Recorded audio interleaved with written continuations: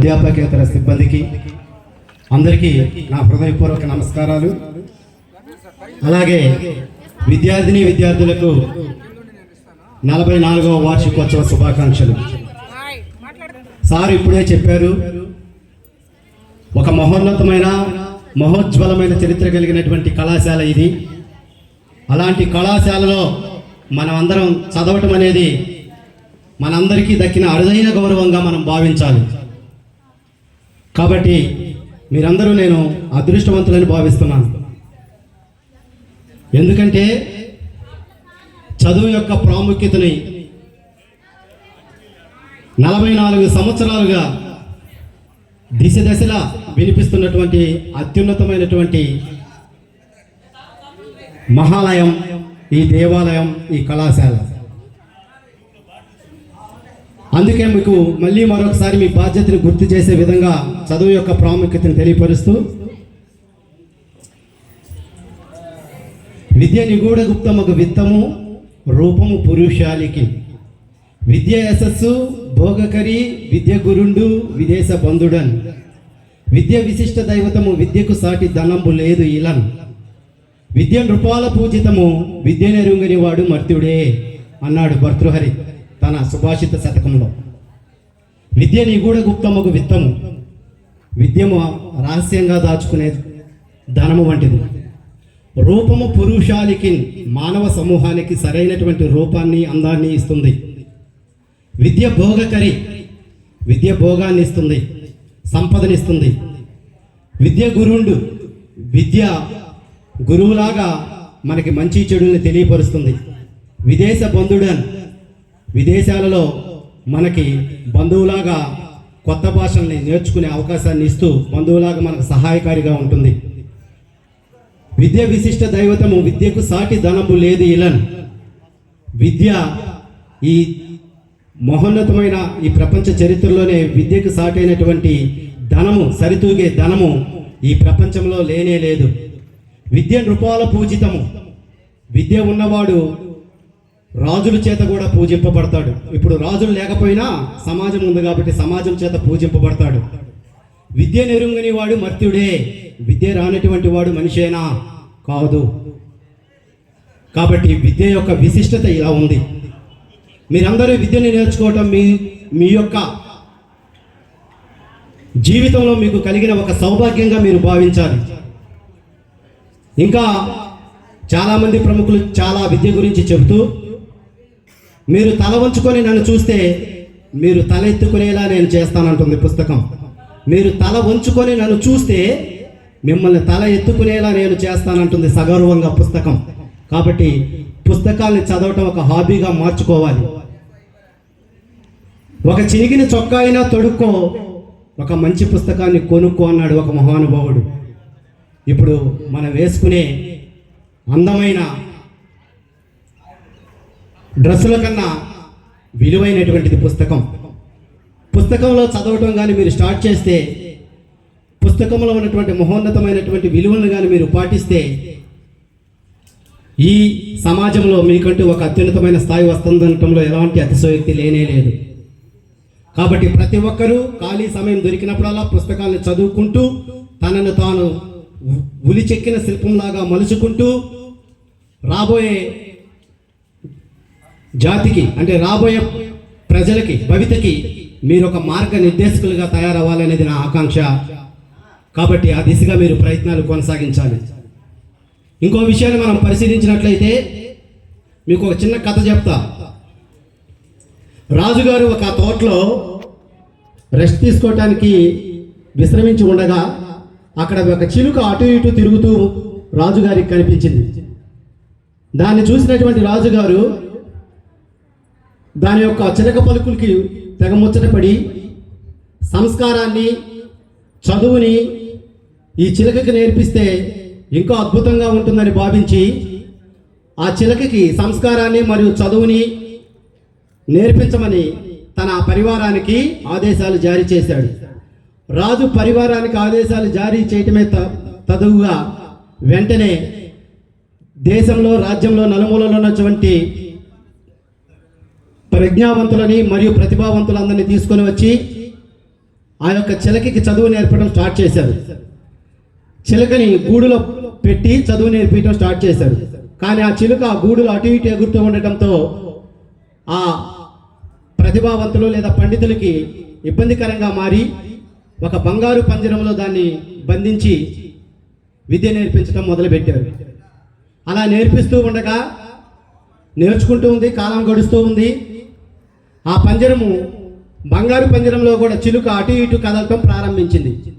పాఠాలు వినకుండా అటు ఇటు కదులుతున్నారనే ఉద్దేశంతో ఆ అధ్యాపకులు లేదా ఆ పండితులు దాని యొక్క రెక్కలను కత్తిరిస్తారనమాట.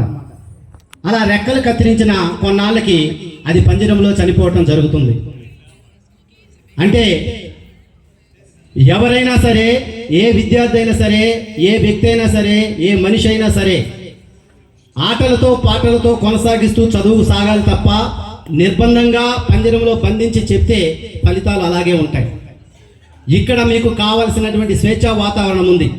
అదే మీరు కార్పొరేట్ స్కూల్స్ కానీ వెళ్ళి ఒకసారి చూసినట్లయితే కిటికీలో నుంచి చూసే ఇలాంటి పక్షులు చాలా మీకు దర్శనమిస్తాయి. అలాంటి దౌర్భాగ్యం మనకు లేదు. కాబట్టి మీరు నిజంగా ఈ పాఠశాలలో చదువుకుంటున్నందుకు మీరు అదృష్టవంతులుగానే భావించాలి.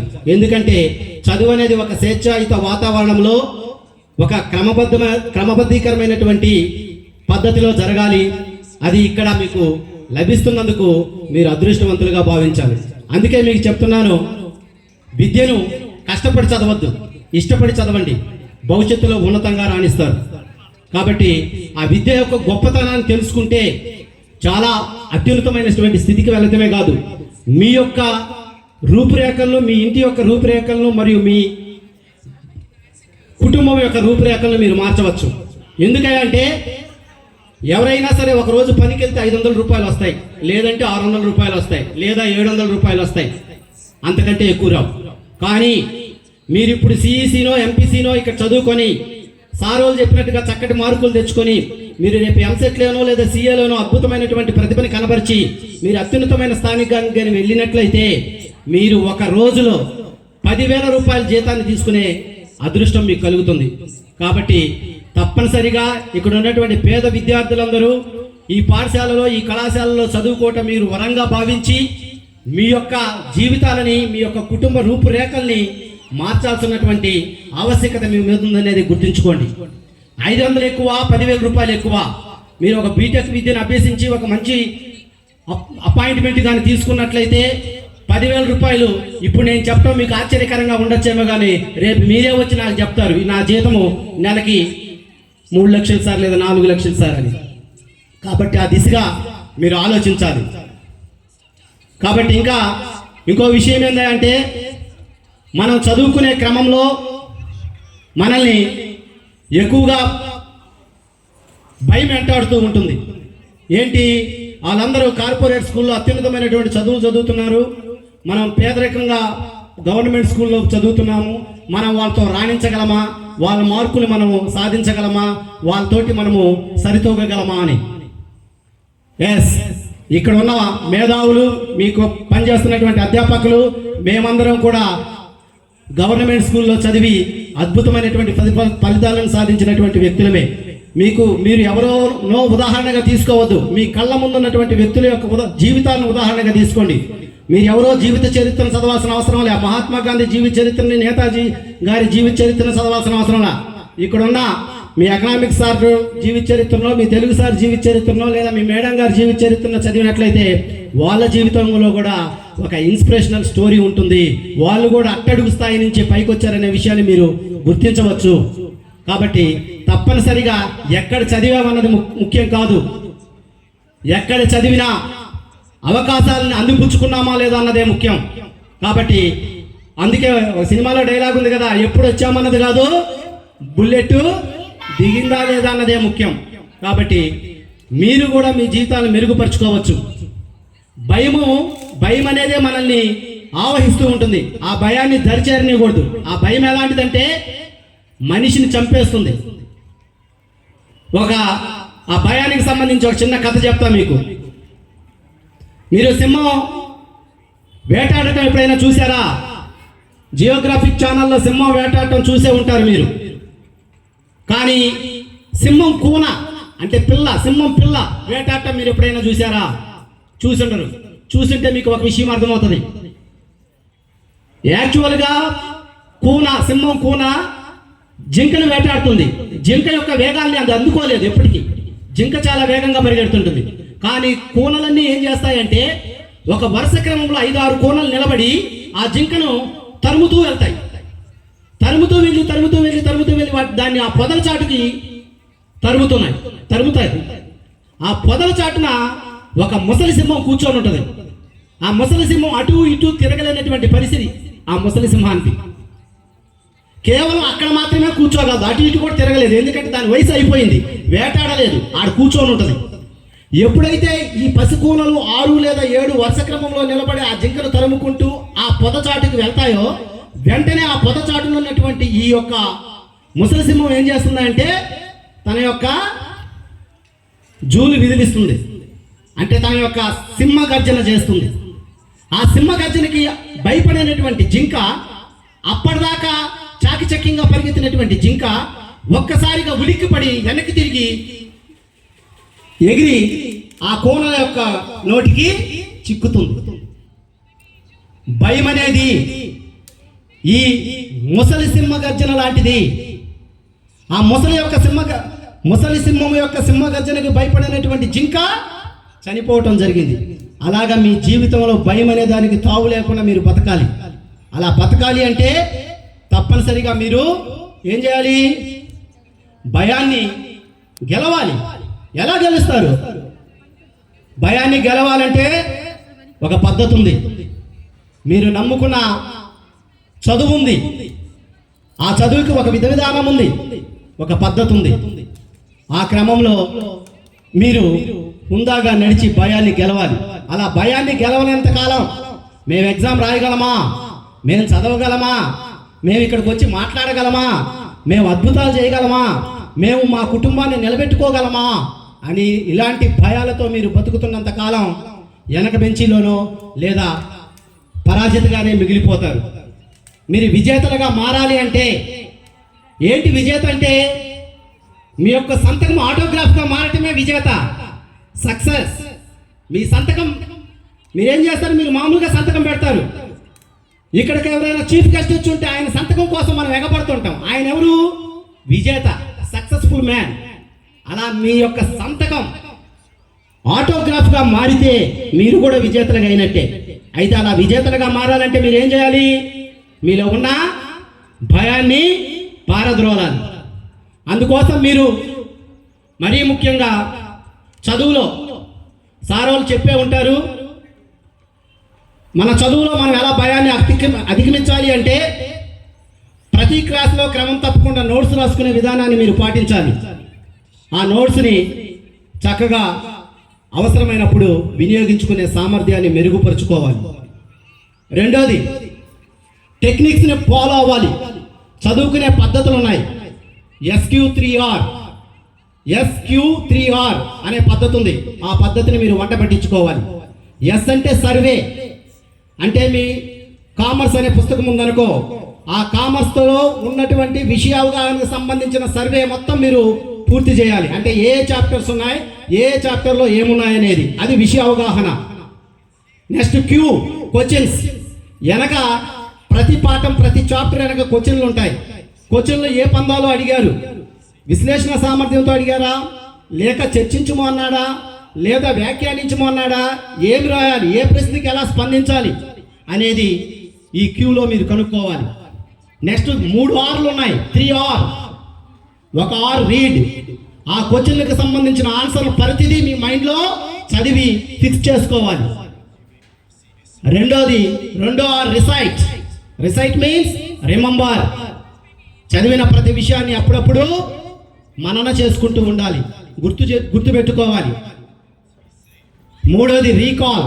ఎగ్జామ్కి వెళ్ళేటప్పుడు ఆత్మవిశ్వాసంతో నేను ఎగ్జామ్లో అద్భుతాలు చేయగలని నిన్ను నువ్వు నమ్మి ఎగ్జామ్ హాల్లోకి ధైర్యంగా ప్రవేశించాలి. ఈ SQ3R టెక్నిక్ని మీరు పాటించినట్టయితే మీరు భయాన్ని ఆటోమేటిక్గా పోగొట్టుకోవచ్చు. చాలామంది అనుకుంటారు, సార్ నేను ఇక్కడ ప్రస్తుతం ఒక ఆర్డినరీ స్టూడెంట్ని లేదా ఒక యావరేజ్ స్టూడెంట్ని అని. ఎలా అయినా యావరేజ్ స్టూడెంటా, ఆర్డినరీ స్టూడెంటా లేదా గొప్ప స్టూడెంట్ అన్నది కాదు ముఖ్యం, మన యాటిట్యూడ్ ముఖ్యం. ఆ యాటిట్యూడ్ ఎలా ఉండాలంటే పదే పదే అపజయాలు వెక్కిరించిన విజయాల కోసం చివరి వరకు పోరాడే తత్వాన్ని కలిగి ఉండటం. అందుకే కెరటం నాకు ఆదర్శం. ఎందుకో తెలుసా? లేచి పడుతున్నందుకు కాదు, పడినా లేస్తున్నందుకు. కెరటం నాకు ఆదర్శం ఎందుకంటే లేచి పడుతున్నందుకు కాదు, పడినా లేస్తున్నందుకు. కాబట్టి మీరు ఈ విషయాన్ని గుర్తించాలి. ఫైనల్గా నేను మీకు చెప్పేది ఏంటంటే, మీరు ఎగ్జామ్కి వెళ్ళేటప్పుడు మీరు తప్పనిసరిగా మన ఉపాధ్యాయులు చాలా చక్కగా చెప్పుంటారు, దాంట్లో ఏమాత్రం డౌటే లేదు. ఎందుకంటే ఇక్కడ మంచి నిపుణులు, ఏపీపీఎస్సీ నుంచి సెలెక్ట్ అయి వచ్చినటువంటి అత్యున్నతమైనటువంటి చదువు ఉన్నటువంటి సామర్థ్యం ఉన్నటువంటి ఉపాధ్యాయులు ఇక్కడ ఉన్నారు. కాబట్టి మీకు ఖచ్చితంగా అన్నీ తెలుపుకుంటారు. అయితే మీరు చేయాల్సిందల్లా ఒకటే, 4 Cలని అనుసరిస్తూ ముందుకెళ్ళండి. ఫస్ట్ C కరేజ్, ధైర్యంతో ఎగ్జామ్ హాల్లోకి వెళ్ళండి. రెండో C క్యాపబిలిటీ, మీ యొక్క క్యాపబిలిటీని మీరు గుర్తించండి. ముందు నేను అన్ని ప్రశ్నలకు రాయగలను, అన్ని ప్రశ్నలకు సమాధానాలు రాయగలనని ఒక క్యాపబిలిటీ మీలో ఉండాలి. యాక్చువల్గా 60% చదివాం, ఇబ్బంది ఏమి లే. 60% చదివినా మిగతా 40% తెలియని వాటికి కూడా తెలిసి రాయగల సామర్థ్యం మన సొంతం. ఆ సామర్థ్యాన్ని బయటికి తీయటమే ఇక్కడ కావాల్సిన ముఖ్య అంశం. కాబట్టి క్యాపబిలిటీ. మూడోది మేడం గారు చెప్పారు, కాన్ఫిడెన్స్. ఎగ్జామ్ హాల్లోకి మీరు ఎంత కాన్ఫిడెన్స్గా వెళ్తే అంత చక్కగా మీరు యొక్క విజ్ఞానాన్ని, మీ జ్ఞానాన్ని అక్కడ నోట్స్పై రాయగలరు. నాలుగోది కమిట్మెంట్. కమిట్మెంట్ అన్నిటికంటే ముఖ్యమైనటువంటిది. ఏంటి కమిట్మెంట్ అంటే? నిబద్ధత. ఆ నిబద్ధత ఉన్నోళ్ళు తప్పనిసరిగా అత్యున్నతమైన స్థాయిలోకి వెళ్తారు. కాబట్టి ఆ కమిట్మెంట్తో మీరు తప్పనిసరిగా విజయాన్ని అందుకోవాలని, రాబోయే రోజుల్లో మీరు కూడా ఒక ప్రత్యేకమైనటువంటి వ్యక్తులుగా ఇదే వేదిక మీద ఐకాన్లుగా, ఇదే వేదిక మీద విశిష్టమైనటువంటి ప్రత్యేకమైనటువంటి అతిథులుగా వచ్చి మీ యొక్క గెలుపు తీరాలని ఈ అప్పటి విద్యార్థులకు అందిస్తారని భావిస్తూ ఈ అవకాశం ఇచ్చినటువంటి మేడం గారికి మరియు మన కళాశాల బృందం మొత్తానికి మరొకసారి హృదయపూర్వక ధన్యవాదాలు తెలియజేస్తూ సెలవు తీసుకుంటున్నాను. జై హింద్, జై భారత్.